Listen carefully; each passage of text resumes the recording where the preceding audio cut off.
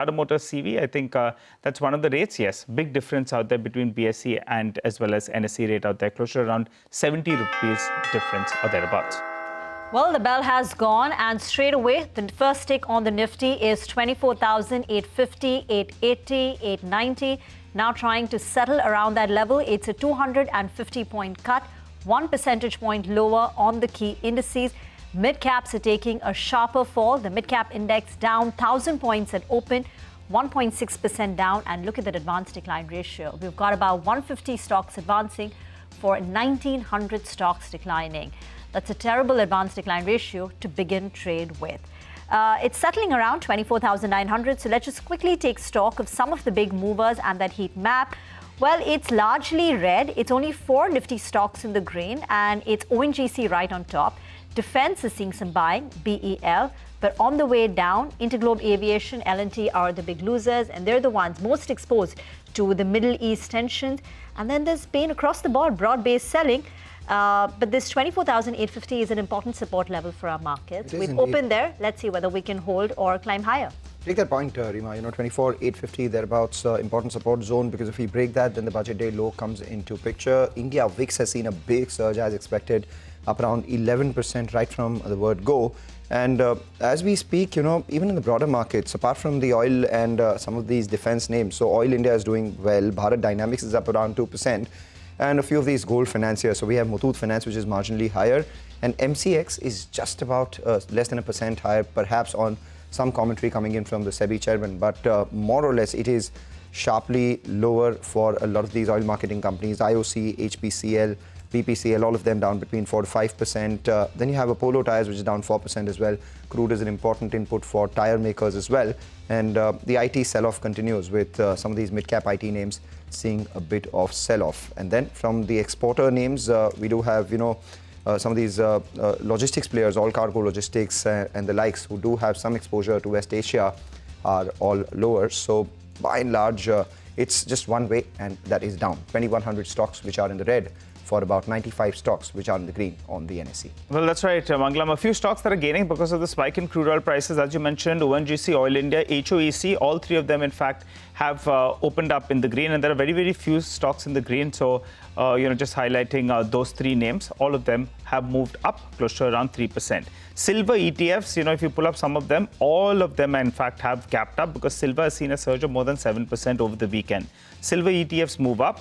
The only listed play, it will be Hindustan Zinc, in terms of the move in silver prices. So I think Hindustan Zinc as well has opened up with some green or more or less flattish. It's up actually 2% in an otherwise wobbly market. Vedanta, that's more or less flattish. That's down close to 0.5%. But I'll tell you what, it has a double engine playing out there. One is on crude oil prices moving up. They'll gain out there. And besides that, they hold stake in Hindustan Zinc. And Hindustan Zinc itself is up close to around 2%. Muthoot Finance, that's the other name. That's a play on gold prices. Stock has seen a sharp correction from the recent peak. So I think Muthoot Finance as well has opened up with a gain of close to 100%. Had highlighted a couple of these stocks in the morning chart. Let's pull up the defense index, because that one should see some traction in today's trading session, given the kind of news flow that we've seen all across the globe. So that's one of the lone indices that are up close to around 0.5%. The Nifty panic low at the start of trade was close to around 24,500. We're holding around 24,900. The Nifty Bank is down 500 points or thereabouts, and the number of stocks advancing just around 200 stocks or thereabouts. But guys, just one quick point. The first half of March is seasonally a weak, period for the markets. So you'll have a lot of mid and small caps that will get, as it is, see some selling. And now this will be amplified because of geopolitical risk as well. And from a longer term perspective, this period could actually be providing a very good opportunity on individual stocks because of the dual factor that's playing out.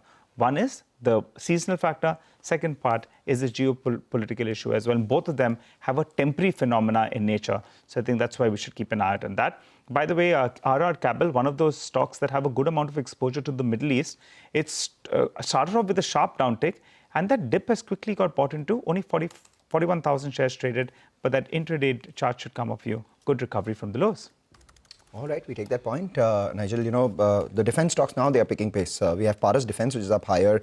Bharat Dynamics is up 2.5% higher. Solar Industry is a word that, a company that Samir did speak about as well. That's about 1.2% higher. Mazagon Dock Ship higher. Hindustan Aeronautics, one which hasn't participated in the recent rally that we saw in the defense names as well, has seen a mild green uptick as well. So that's the one that should come up for you. Barring that, we do have some decline that we're seeing, further decline that we're seeing in a lot of these, infra names as well. So IRB Infra is down about 4.5%. We've seen some decline in Suzlon Energy. That's down about 4% as well. Adani Total Gas, that's the other one, which is down about 4% too. Kalyan Jewellers has some exposure to the Middle East, West Asia as we know it. That's one which is lower by about 3% as well. So we will monitor the market as we move forward. A lot of these stocks which are under pressure. Now the number of stocks which are declining has actually moved higher to 2,400, even though the number of stocks which are advancing has moved slightly higher. So it all depends on whether we go ahead and defend that 24,850 sort of mark. The early trades are telling you that yes, maybe that could be in defense, because we've swiftly jumped about 75 points from those lows, and we are closer to 25,000 than we were at the open. The India VIX 2 has spiked to around 16%. All right, just to run through what's happening across the Asian markets. Well, the fall that we're seeing is largely in line with Asia. The Japanese index, Nikkei, is down 1.4%. The Taiwanese market is down about 0.3%, 0.4%. Kospi today is shut for a public holiday, but Hang Seng, that's down about 1.7%. So the fall that we're seeing, 1%, is largely in line with the slide across the Asian markets. Sectorally, the only index which is up in the green is defense, and that's holding strong, picking up pace, 1.5% now. The defense index opened up with a gain of about 0.5%, but now it's adding on some more steam. The Nifty tourism index is the hardest hit. That's got a cut of 2.3%. Small cap index down 1.8%. Realty continues to be the hardest hit, 1.7% lower for the day, 12%, 12.5%, 13% lower since the start of the year. And IT should come up for you on your screen. On Thursday and Friday, we saw a little bit of resilience coming through in the IT stocks. But this morning, in line with the pressure, we've seen the IT index open with a cut of 1.1%. But let's get you a special conversation with veteran investor Christopher Wood. He says US President Donald Trump will back off his tariff agenda as the country is approaching midterm elections. My colleague Nimesh caught up with him and began his discussion by asking him about the geopolitical risks and the rising tension right now. Listen into a slice of that conversation. Geopolitical risks have been there, as you rightly say, for at least 4 years. Yeah. So it's extremely hard for markets to discount geopolitical risk. In fact, they can't. So the only way you can discount it in a portfolio is via gold, and I would say this year via energy stocks. So there's probably a bit of a Iran risk premium in the oil price today. Chris, you've been a big-time bull on gold, and it's proved right in the last at least 2 years. Gold has been the best performing asset class, so to speak.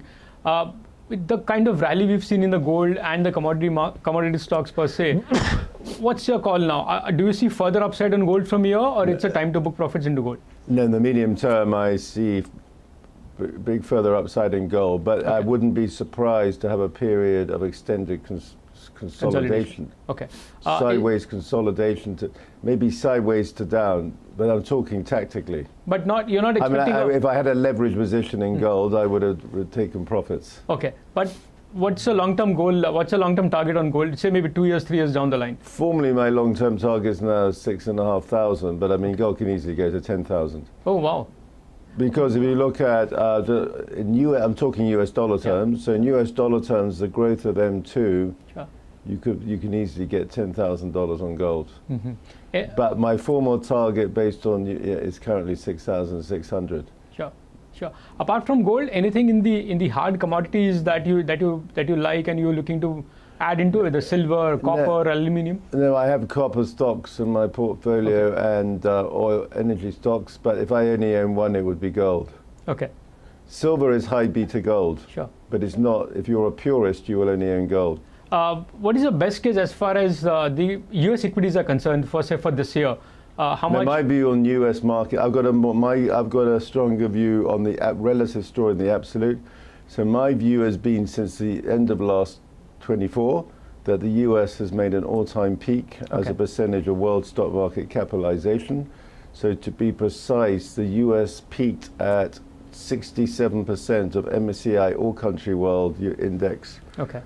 And I think that's an all-time peak, and that's consistent with my view that you're going to get a derating on the hyperscaler stocks, which dominate the US market because of the huge capex, which is making these companies generate less free cash flow.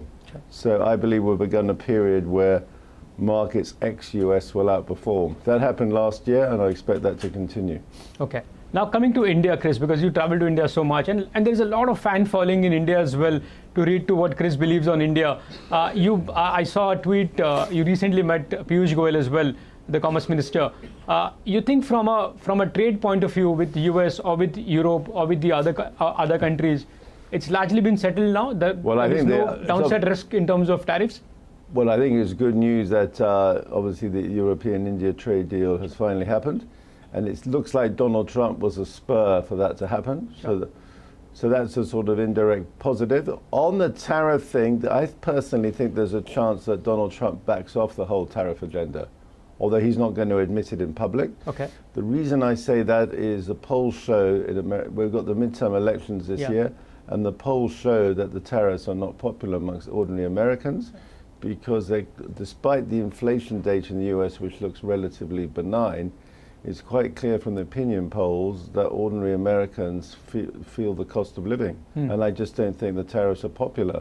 Okay. So I think there's a good chance he sort of quietly backs off the whole agenda without admitting it. Okay. Well, that will be a great news, right, for countries like India. Yeah. But even if he doesn't back off... Because it's not popular. Right now, he's losing the midterm elections. Sure. Even though if he doesn't back off, still at the current rates what we are with the US and with the European nations, you think it's pretty okay for India to do well from here? But I don't. Hopefully, the experience with the US prompted the Indian exporters to look for other markets. I think one unfortunate consequence of the tariffs, though, is that I think the central bank allowed the currency to weaken more last year to support the export industry. But personally, I think that was a mistake because the rupee going through the 90 level is a key psychological level.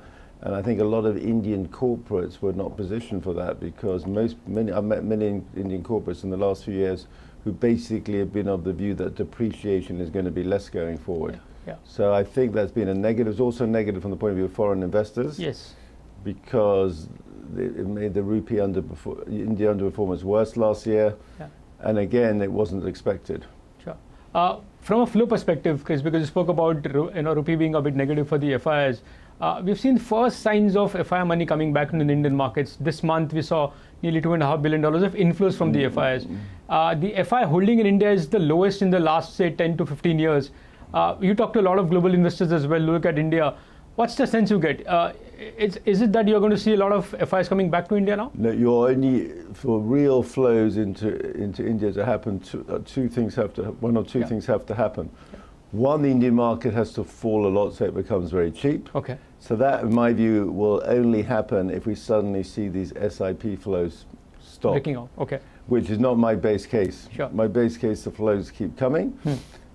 So in that case, the only way we're going to get big foreign money into India is if this whole semiconductor trade peaks. Okay. And we get a sharp sell-off in the semiconductor stocks in markets like Taiwan and Korea. Yeah. And you know that the more the market questions the capex, the more the chances of that happening grows. So if I had to guess on it, it's more likely to be the second than the first. Okay. Okay. One from a sector point of view, the one sector which everybody's been talking about of late is a sharp sell-off in the Indian IT names.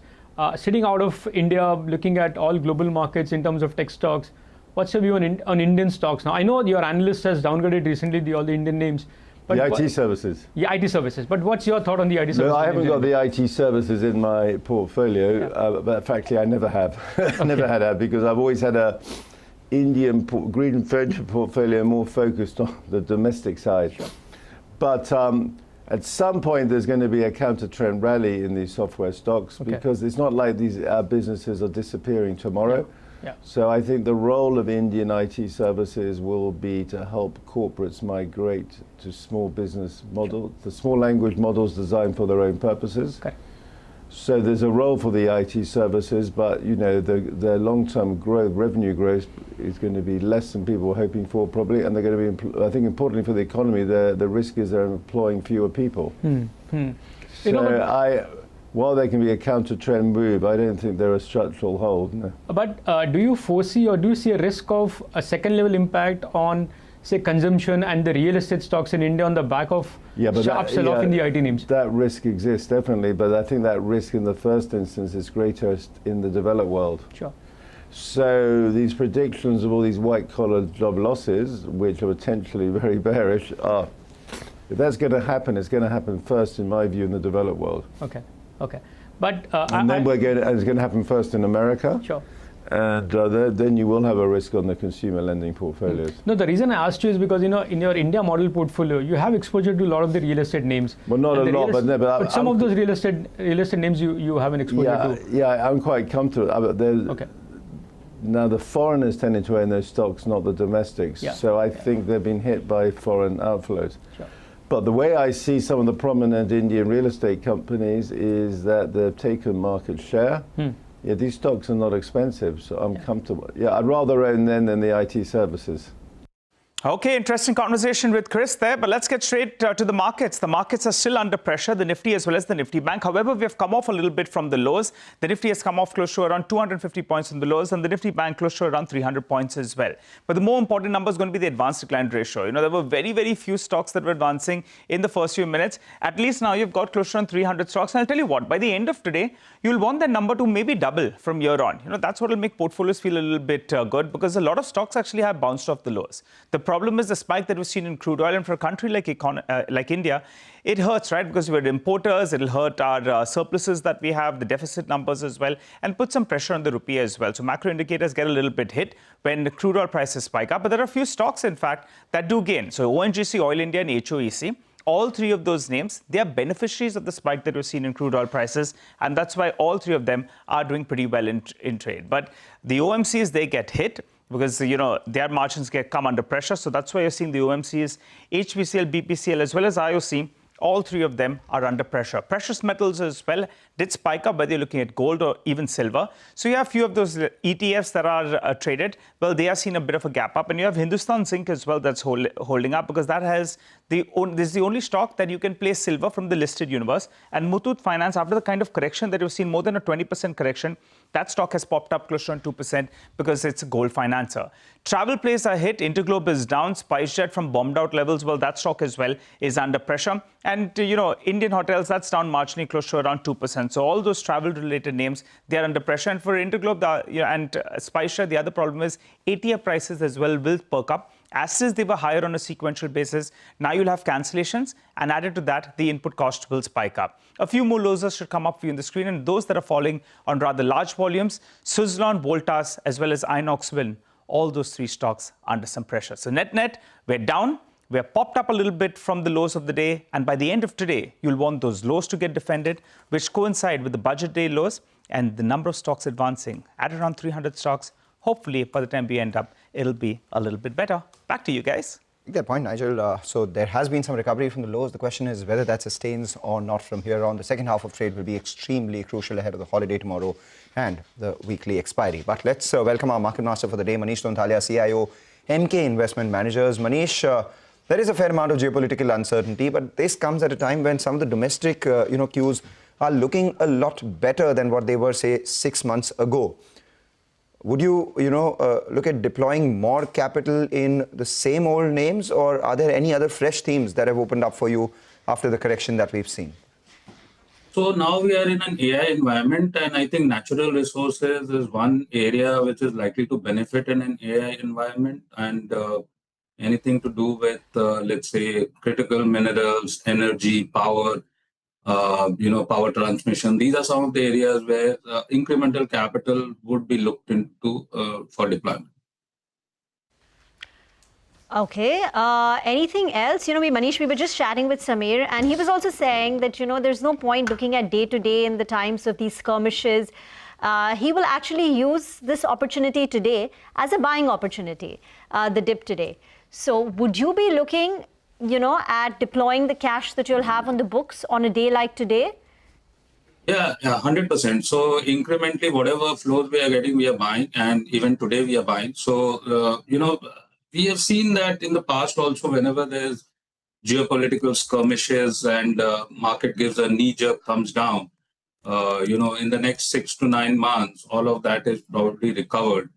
The base case scenario currently is that this is not going to last too long, whatever escalation has happened, because that would be reflected in the oil prices. And of course, we don't know whether it's going to last. But today, the consensus opinion is that, this is going to end sooner than later. We have got to keep an eye on oil, and we have 74 days of reserves, petroleum reserves. So incrementally, markets have been reeling under negative news flows for quite some time. And, fundamentals warrant that any level between 24 and 24,500 is par the course as far as the bottom in the markets are concerned.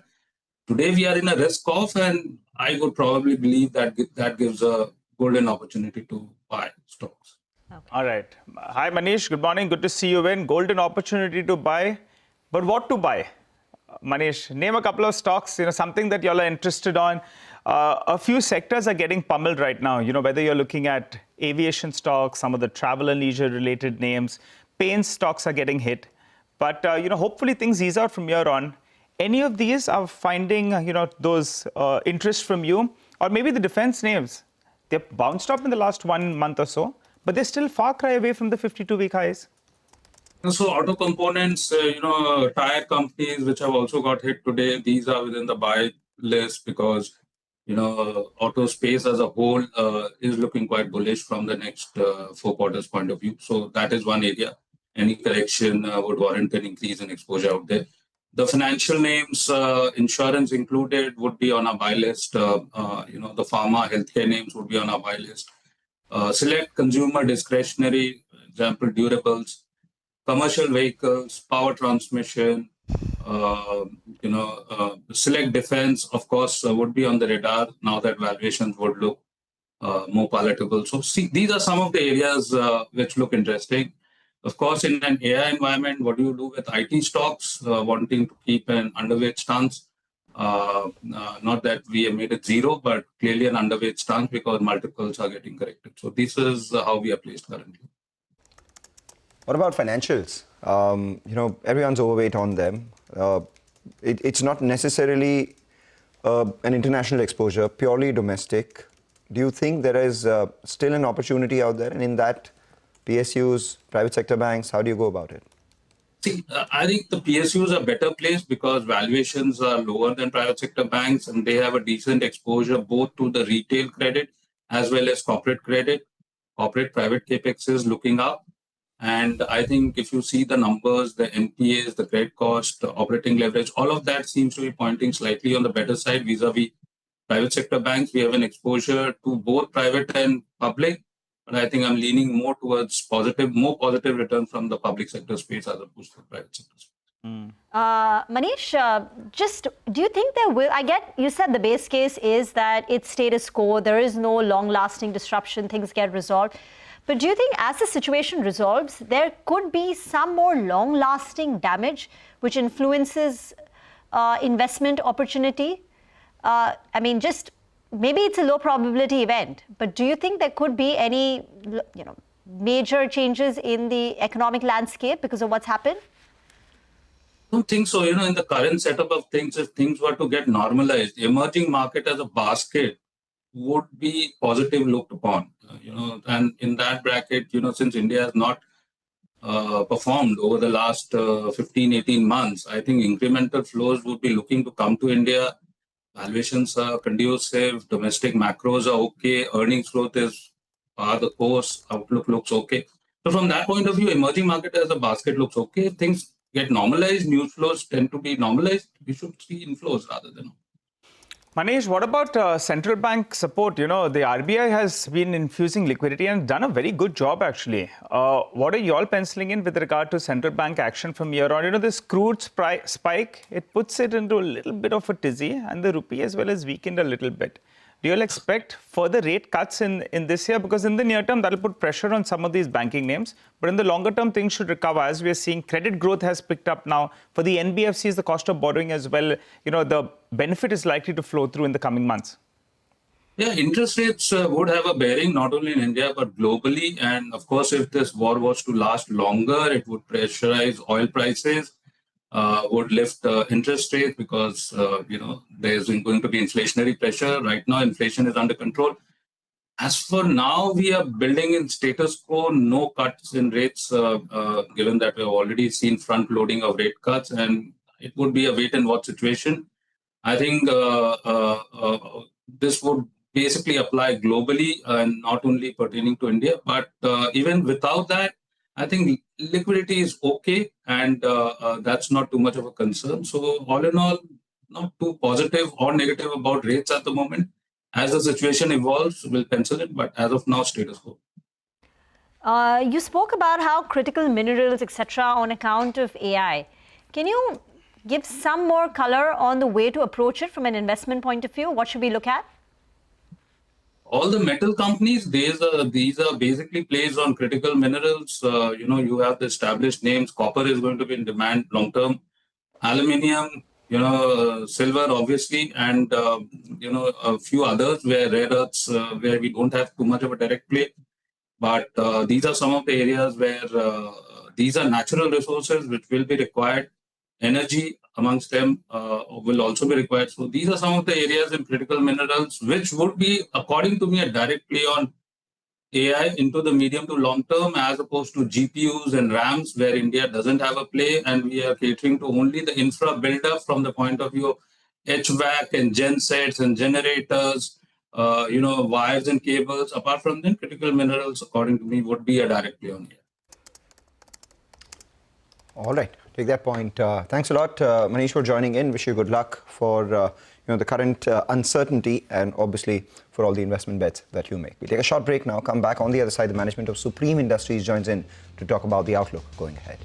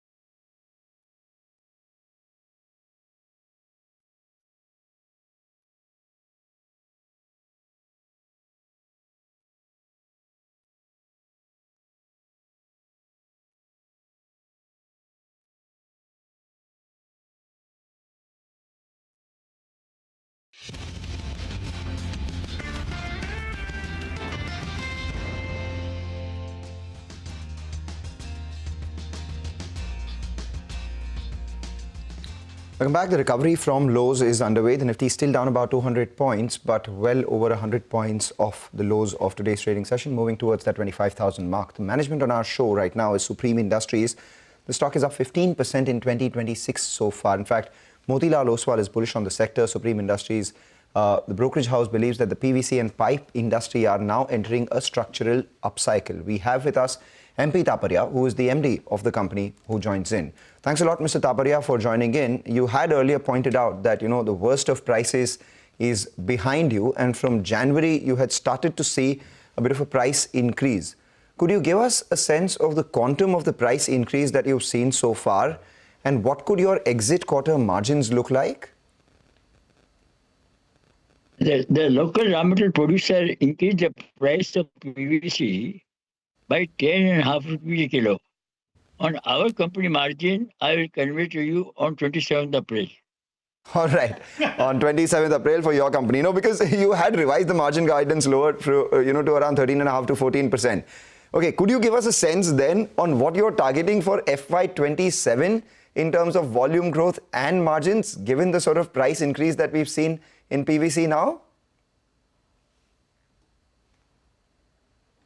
No, you see, PVC prices crashed during the year 2025 from $700 in the beginning of April 2025. And December, the interim booking is correct to inventory loss PVC producer. And now the prices of PVC import is gone up to 710. But this happened before this US-Iran tension. Now the market will open up today only, then we will know what is going to be the reaction on the international booking. I cannot say today anything. Today only we know that most of the booking has been withdrawn.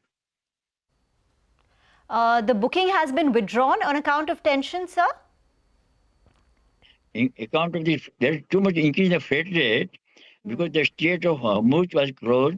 Suez Canal was already in trouble. So people want to watch what is the freight rate going to be. It's going to take longer voyage time. So new freight rate, once they announce, then the new booking will come. There's temporary reaction. The booking has been withdrawn. Okay. And how much, sir, do you depend on, this kind of a booking? Will it impact the financials of a company like Supreme Industries, or do you already have inventory and therefore Q4 should be unaffected by what happens in the near term? As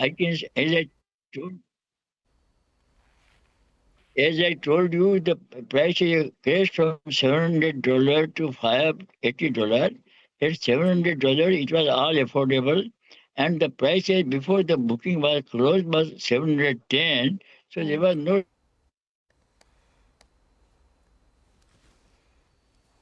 Okay, all right. I think we seem to have snapped that line, but we'll just try to get Mr. Taparia back. The good news is that he's saying that there is a price increase that's come about, not commenting too much in terms of margins, but it'll be interesting to hear about the uptick that they've seen in volumes and the reason that we're seeing something like that. So just waiting by, and he was making some valid points with regard to uncertainty on the movement globally, which in turn could impact some part of their business as well. But we'll try to understand. Mr. Taparia, I think, is he back with us? All right, not that. Let's do a quick market check then.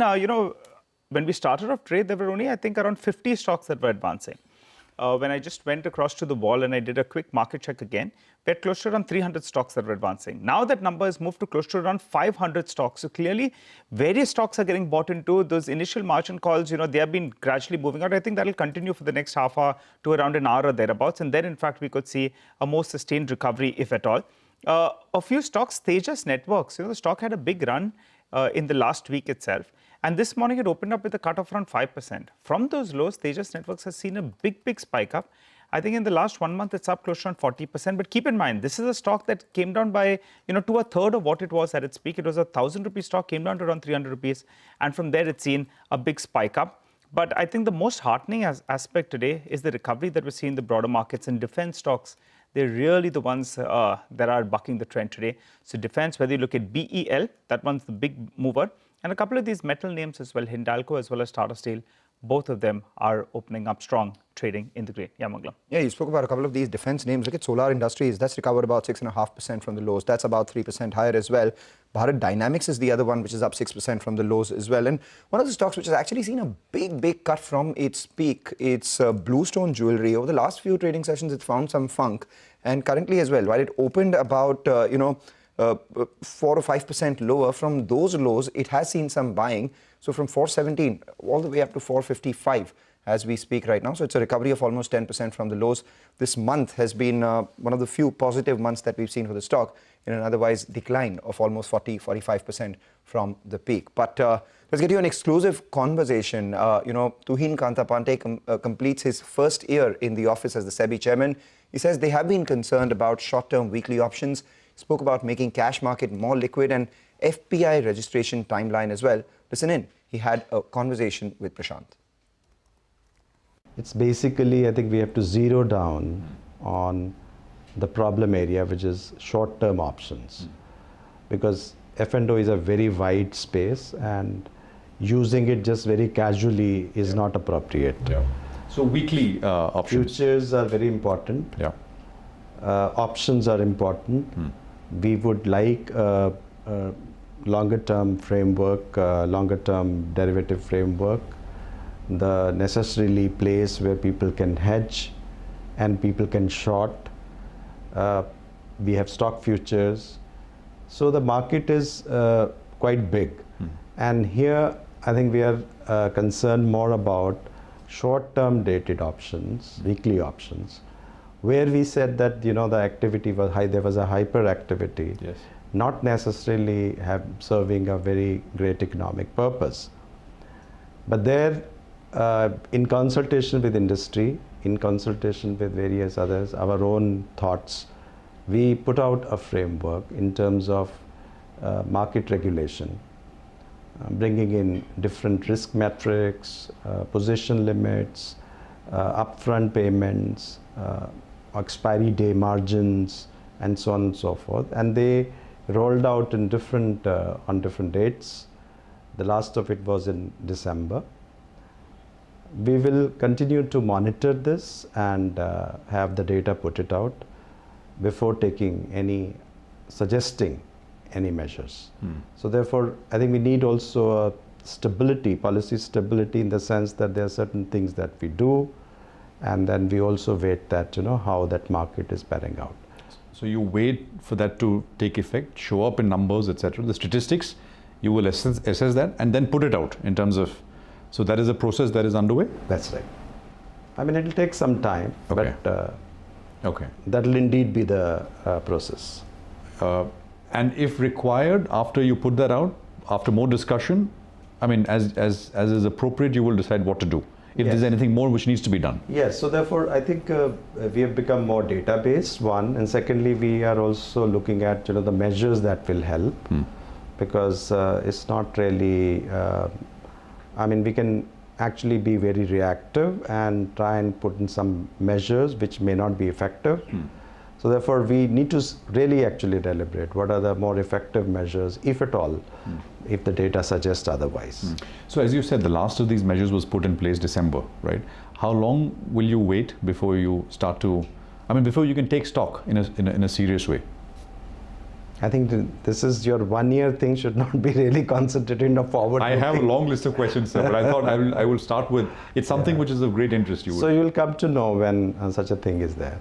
So on the cash side, right, we're talking about equity derivatives. Will you also kind of look to increase market depth and those kind of things? I mean, making cash a more attractive. I think it's indeed our endeavor that the cash markets must further become more liquid.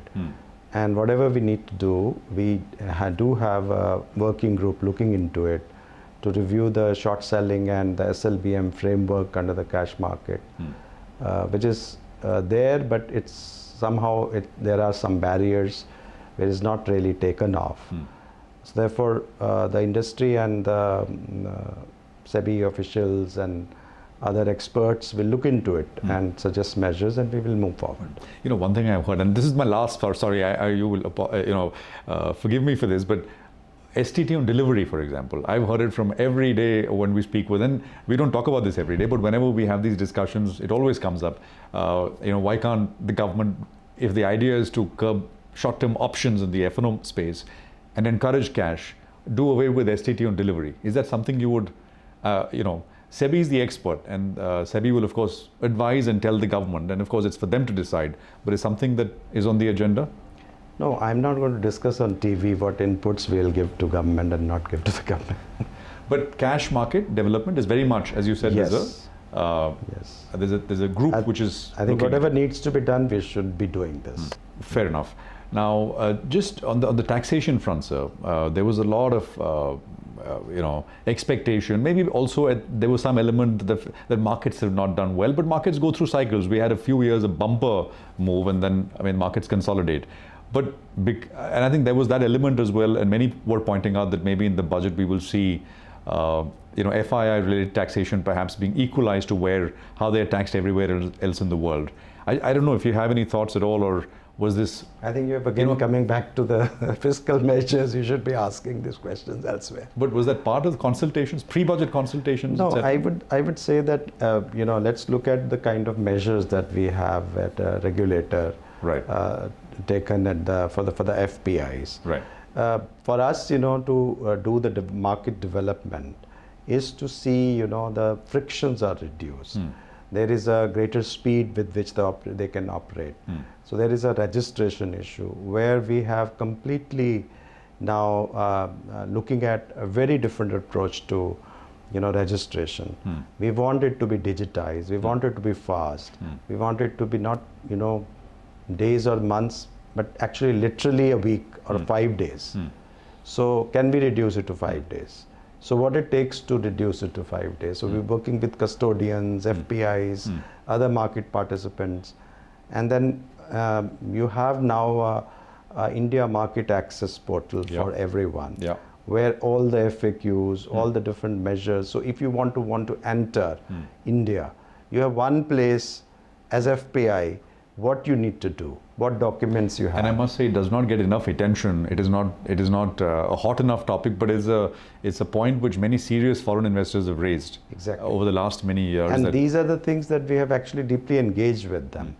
And some of the new registrations have come with India digital signatures of submission of documents, which is an important part of delay.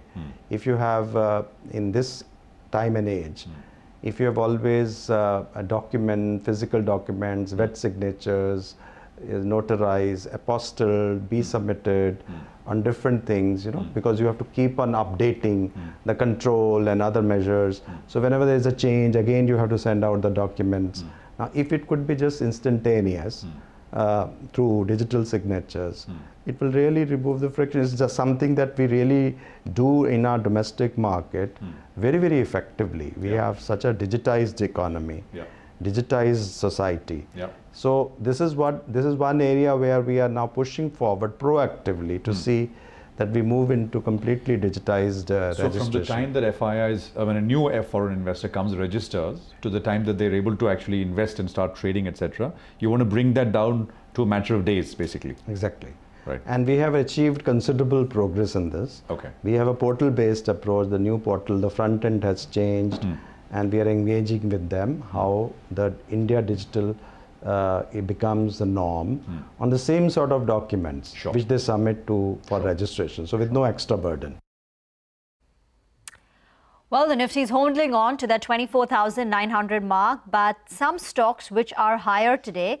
Even the mid-cap index actually has sharply recovered from the day's low. In the morning, the Nifty mid-cap index was down close to about 1.7%. Now it's trimmed its cut to about 0.6%. The small-cap index had opened with a cut of more than 2%, nearly a 2.3% decline at open. And now it's down about 0.6%. So the intraday chart of the Nifty and mid-cap will come up for you on your screen. So what's higher? Many of the metal names, Hindustan Copper, Hindustan Zinc, Nalco. These are stocks where there is buying emerging. SAIL is another big mover. Tata Steel is up nearly 0.6%. Vedanta is up about 0.5%. And all these stocks have recovered. In the morning, they opened up lower, 2-3% down, but now buying has emerged in metal names. So it's not just the defense sector, which is the pillar of the market holding up in the green. You've got the metal index also. While defense continues to see buying, we've been talking about it, the Nifty defense index is now inching towards a 2% rally. Metals is the one where we have seen a marked change from the intraday lows. On the way down, it continues to be about tourism, banks, realty, many of the IT-related names. PSU banks are selling off. Autos are down 1%. IT is lower in trade. The consumption names are weak in trade, but it's largely metals and the defense stocks which are up. The good part is that the recovery from the lows today, this morning so far, has given bulls some sort of confidence to go ahead and write some of the puts. So early in the day, and these are options that expire today itself, 24,900 put writers are fairly active, and as are 24,800 put writers. And that is something that we can see in the put call ratio, which, at Friday's close was 0.63, and first hour itself, it's moved higher. That means that there have been some puts which are active right now. The PCR also, Mangalam, yep, there's 1.03 right now. From so around 0.6. Okay, one word, Bharti Airtel is another stock which is in the green because they held a call with the investors towards the end of last week. And one key takeaway from there is that that financial commitment for the NBFC in year one will only be 10 to 15% of the committed 20,000. It shouldn't go beyond that, the overall 20,000 that's been committed. And now the new goal post on ARPUs is 350. Remember earlier it was 300. Now they're talking about 350. Rohit Srivastava, founder India Charts and Strike Money, is now joining us on the show. Rohit, your first thoughts on the price action today. The panic low was 24,650, but we've swiftly recovered. And now even the cut on the mid and small cap index seems more manageable. Well, I wouldn't jump the gun over there looking at intraday bounces because it's very important to note that at the start of February, when we had the trade deal, we did a massive gap up. And that gap zone is above 25,108. And today we have gap below that. Now, in technical terms, when you have a gap in the same zone and you go back below it, we call that an island reversal, which means that 25,108 now becomes a major resistance, which you most probably are unable to cross. And it would really take some major change for that to happen. And only when you do that would we really say that the worst is behind us. So having said that, I think the break today does get us to the first most important support. 24,600 is essentially the trend line of the last two important bottoms that we've made over the last year. One, of course, occurred on budget day, and one was sometime last year in August of 2025, when the trade deal had fallen apart. So when you connect those dots, you come to 24,600. Yes, that is an important support, but we can't say that support has held or broken based on an intraday bounce. And like I said, now that we are below 25,108, the bias would be clearly negative. Okay. It remains a sell on rise market. A sell on rise market. Got it, Rohit. And you've been pretty clear that you believe that there's further downside in store. So we've taken that point on board. How low can we go though? So let's start with what happens if 24,600 breaks. It would open up the possibility of going, down to around 23,500 to 23,300. So that is the risk we are really staring at right now.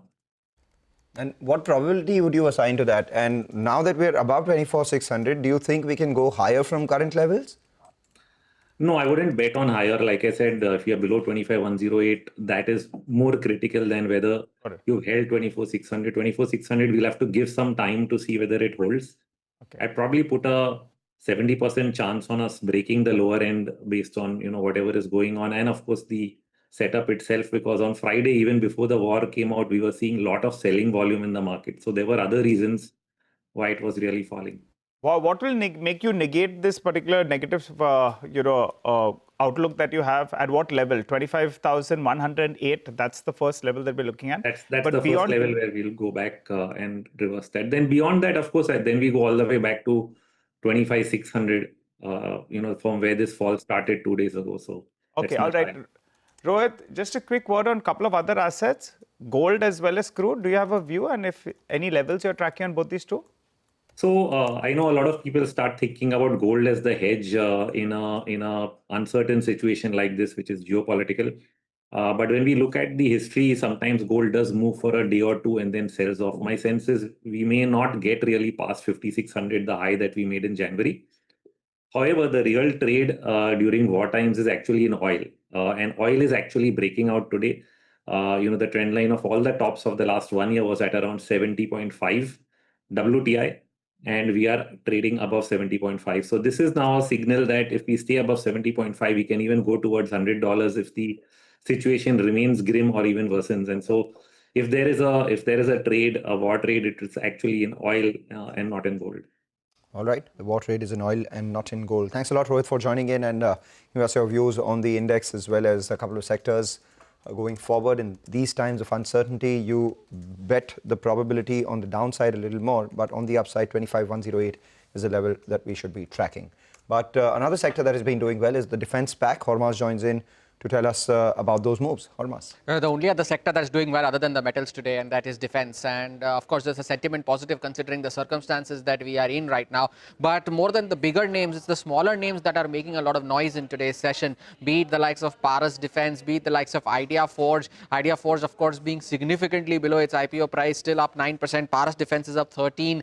And then come the other underperformers. Bharat Dynamics was one of the worst performing stocks in the broader markets in the month of February. That's up 3%. Data Patterns, which did well last week, is extending its gains in Monday's trading session, and Midhani too, one of those defense names that are doing well, gains of around 3 to 4%. Of course, we saw this happen before as well, going back to as early as last year itself when Operation Sindoor was in effect, and all of these defense names had surged anywhere between 20 to 25% during that period, and they had this big, and that's because, of course, the fact that the probability of more emphasis on defense equipment, the components used to manufacture them, that goes up, and as a result of which this kind of impact that you're seeing on these defense names. And there are select names that did well in the first 2 months of the year as well. Stocks like MTAR Tech was the best performing defense name in the defense index. The stock was up almost 60%. Bharat Forge has done well this year. The stock is up 30% in the first 2 months of the year. This is, of course, as of Friday's closing.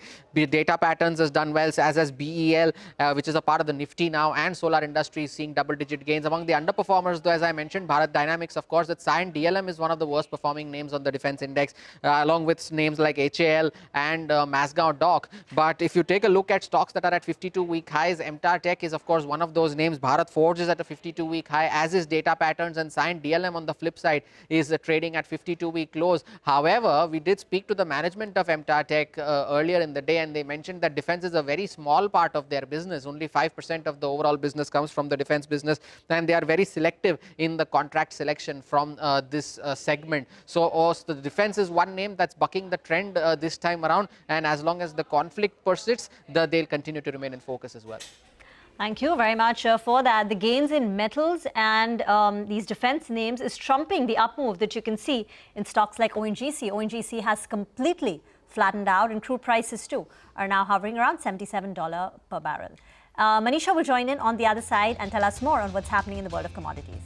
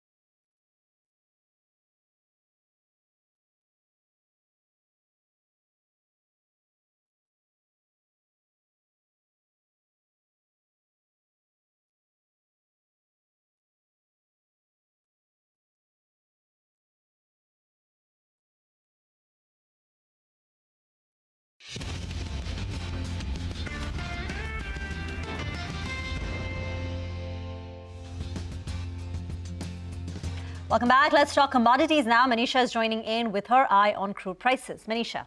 Thank you so much for that. And the crude prices should come in on your screen because when we opened the trade today, we were up 13% for the crude oil prices. And we started the day with $82 a barrel. Since then, it is 6% on the higher side. So some bit of a losses there. Well, remember, market has had 24 hours to digest in what is happening in Iran. And this is a measured stance. When we opened, it was a knee-jerk reaction. There were a lot of trade positions being opened and closed. But at this point in time, it seems kind of settled in the markets therein.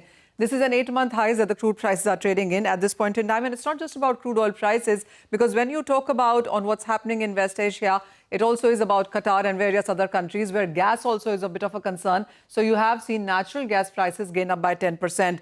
The gasoline prices also are up by 4%, trading at an 18-month highs in the Asian markets right now. Well, it's a couple of things that the street will market or monitor. One, of course, is the Strait of Hormuz. Now, shipping companies, while, of course, Iran has said that the Strait of Hormuz is open, but it really is about the insurance companies, which have told the shipping companies that they are looking to increase premium. In some instances, there are reports that the premium has been hiked by as high as 50%. And then apart from that, the insurance companies also have told shipping companies that they are cancelling policies if they take that route. So a lot of shipping companies seem to be rerouting or just waiting on the either side of Strait of Hormuz to cross through. So there is a lot of wait right now and no clarity really. And that is what is keeping the crude prices where they are. The second really is about Iran launching attacks and retaliatory attacks. This is on U.S. assets in various neighboring countries, some 8 to 10 of that. That also is something that the street will continue to keep an eye on. When you look at Strait of Hormuz itself, it is an important area. 20% of the global crude passes through this. Iran exports 3% of global crude as well. So two things that the street will now keep an eye on is on whether or not Iran exports take a hit in any sense. And then it is about Strait of Hormuz, on whether or not we are able to find some clarity, some resolution onto that area as well, on whether or not the ships can pass through. At this point in time, we have most shipping companies suggesting that they will not be taking Strait of Hormuz. If it continues like that, if it gets prolonged, then you are looking at higher crude prices therein. There are major concerns as well in sense of longer shipping routes that many of these vessel companies will have to take, the disrupted and elongated supply chain as well, and then the rise in freight rates, risk of wider inflation are some of the factors that the markets are factoring in. Interestingly, when you look at the history in crude prices, it's not too many days that you see such a hike in case of crude oil prices. A hike as high as 13 to 15% has only happened 5 times till time as the record has been maintained. And today has been one of those days where we saw 13% of a jump up as soon as the markets opened there. Before that, it happened in 2019 that we saw nearly 14% of a gain coming in for the crude oil prices there. Interestingly, well, last 3 years, it was negative crude prices in 2022, 23 and 24 as well, 25 also for that matter. This year till time, we are already up by 23.5% in matter of 2 months, with markets anticipating that this is going to be a bullish year going forward from here. Another reason that you haven't seen crude prices run up is, one, it's the month of Feb and March, which is usually a low demand period. That is what is keeping the prices in check as well. Second, you have OPEC Plus announcing that the production hike of 200,000 barrels per day will happen from 1st of April. So you have crude supplies coming into the market. Also, when you look at the OPEC and allies, it also is about that if the need be, then they will increase exports as well, especially into the Asian markets, to China, etc. And that's yet another thing keeping the prices in check. Well, remember, it's a fluid situation, quite volatile as well. And that is something that could keep the crude prices, the war premium in the prices, much on the higher side. Thank you very much for that. On the other side is our special segment, Indianomics. Lata speaks to MPC member Saugata Bhattacharya and Citi India's Samiran Chakraborty and Nomura Holdings Sonal Verma on the GDP series, the Gulf War and the Indian economy.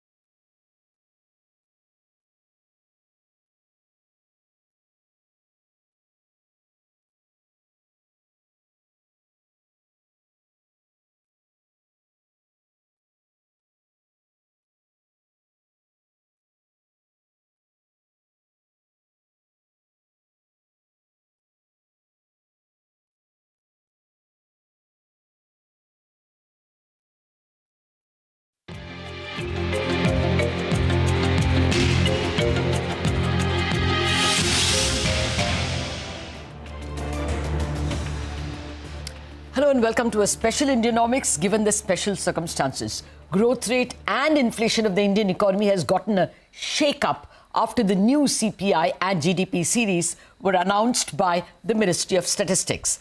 And now, with the war over Iran, which has impacted crude prices and shipping through the Strait of Hormuz, there are more changes expected.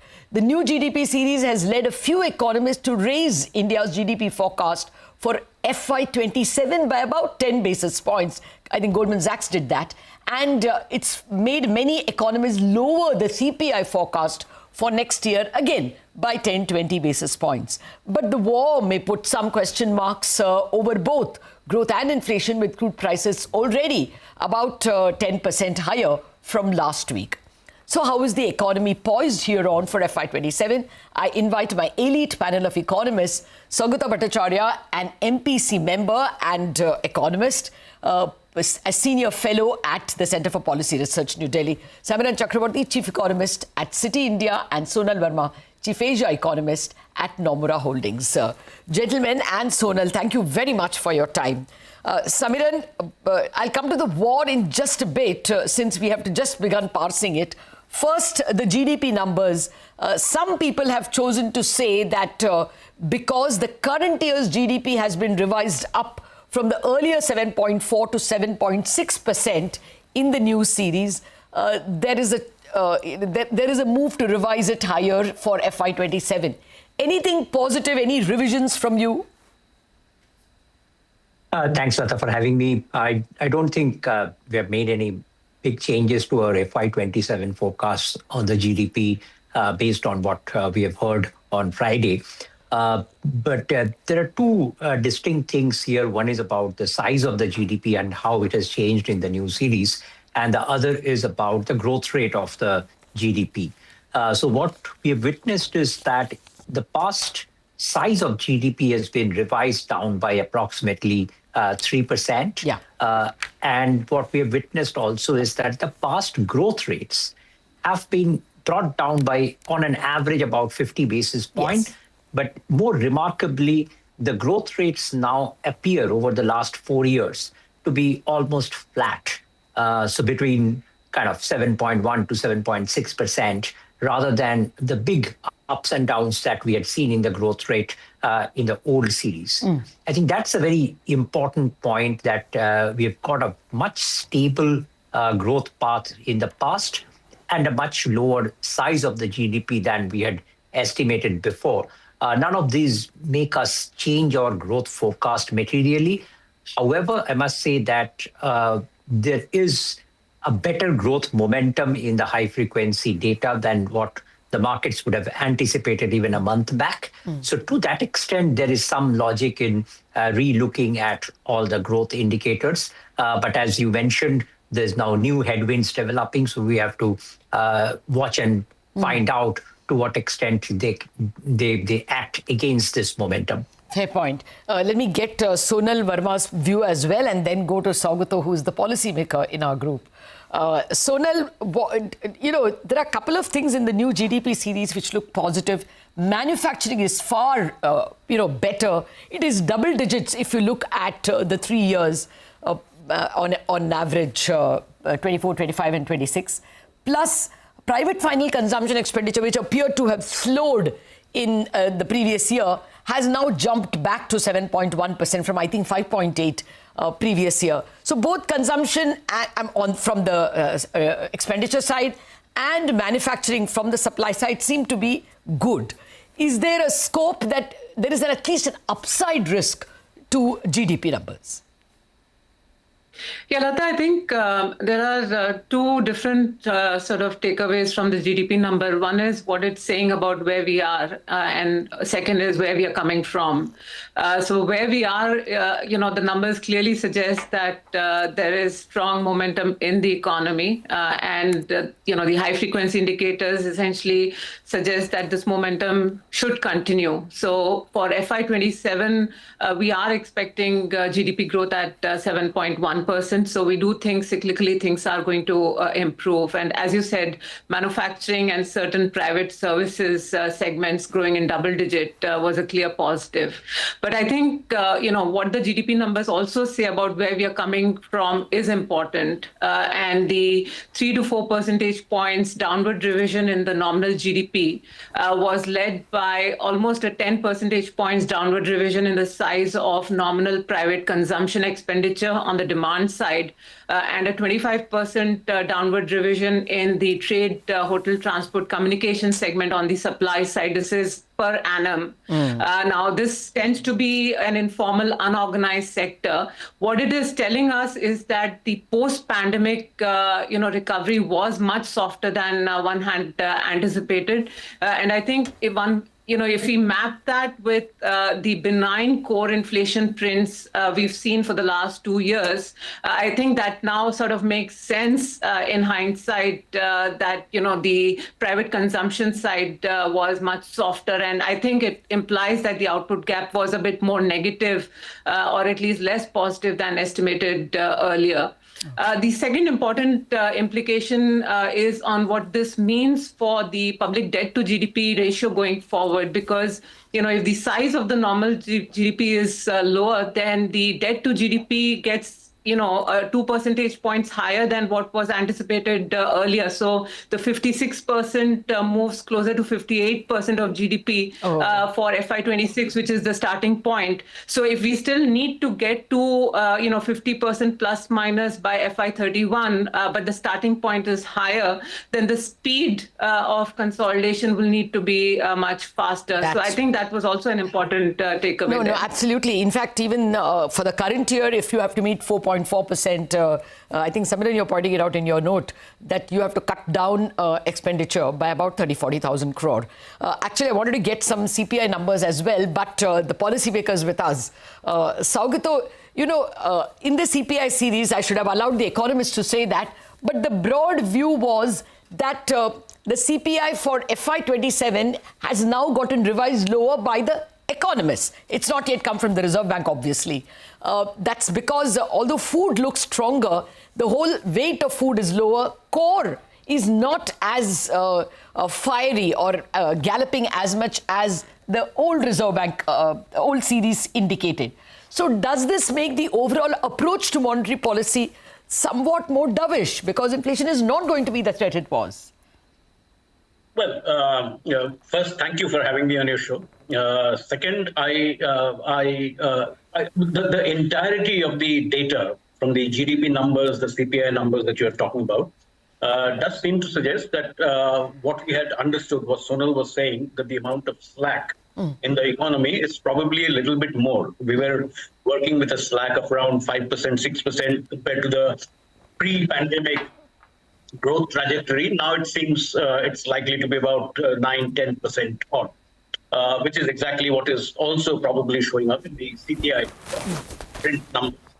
Having said this, I think from the overall tenor of the GDP numbers seems to suggest that the numbers that are captured is better, that potential growth, given the numbers that we have seen for the last 3 years, around 7% odd, 7% plus.